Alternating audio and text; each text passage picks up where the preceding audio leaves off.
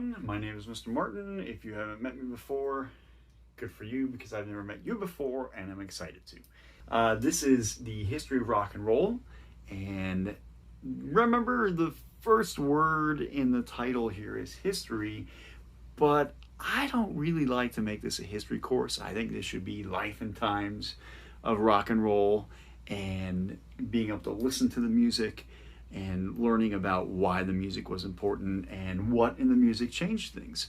So don't expect this to be a textbook class where you get a book and you have to learn things out of a book. It's going to be a combination of a lot of different things, of video, of audio, of listening and talking about the music, of putting it in the context of all the crazy things happening around at that time.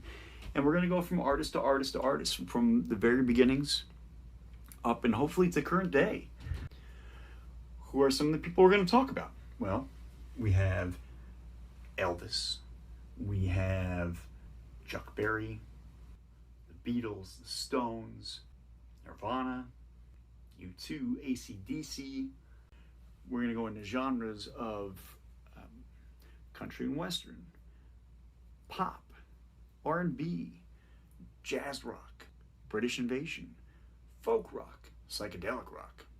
There are going to be topics that we talk about that, just like in any history course, become a little uncomfortable. Things that relate to today. It might be,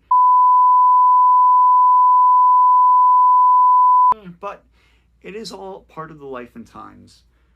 And rock and roll really is connected to everything that we have done from the 1950s on up. Don't think of this so much as a history course, but as a way to access history in a different way. Maybe you didn't do so well in mid-century history on up, or even history before then, but this is a different way to learn about it. So I hope you enjoy this as much as I do. A few things you should have. Okay, one, obviously, a way to access the internet. If you are here without the internet, two, you are actually gonna have quizzes and tests and listening quizzes, and you're gonna have to be able to write about things. As much as we like to think that we just listen to music and we don't think about it, that's never true. We're always thinking about music. A song comes on the radio, it might be a song for a party, but there's something in the music, something in the words that makes you think about the world differently or feel something. And those are the things we need to write about, because those things are going to relate to something that came before it, that came before it, that came before that, and came before that. We can take every song in rock and roll and trace its roots all the way back to the very beginning. And that's what we're going to attempt. I'm going to give you music that you've never heard before. I'm going to give you music you have heard before and ask you to do different things with it. We'll have a lot of fun, and we'll learn a lot all at the same time. So if you are interested in anything in this world, I mean anything, let's try maybe the Ramones. The Ramones are a punk band. And when you say, hey, who are your influences? You'd expect them to say like some hardcore band that inspired them to do this crazy, over-the-top, simple but percussive music. They're gonna say the Bay City Rollers. If you don't know who the Bay City Rollers are, I'd like you to pause it right now and go to YouTube and listen to the Bay City Rollers. After you've done that, come back here and watch just the last minute or two of this video.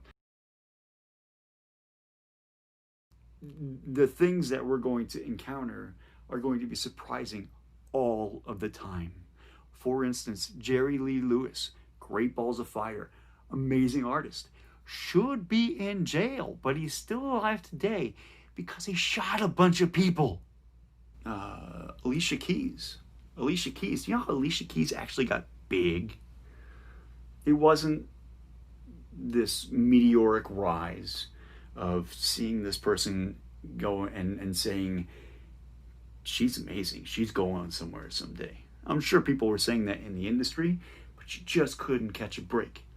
Clive Davis, who's a big-time producer in music at that time, said, you know what? I'm good friends with Oprah Winfrey. Let's put you on the show. So it wasn't the record sales that brought her up. It was she performed live on Oprah.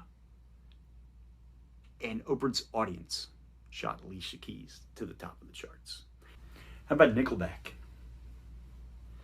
I'm not going to talk about Nickelback, because if you've heard Nickelback's first song that went to the charts, you've heard every song that came out after that. Sorry, Nickelback fans, but if you want to engage in awesome, interesting conversation, and you want to listen to music, and you want to learn how music is made and where it came from and where it's going to, this is the class for you. Welcome to the history of rock and roll.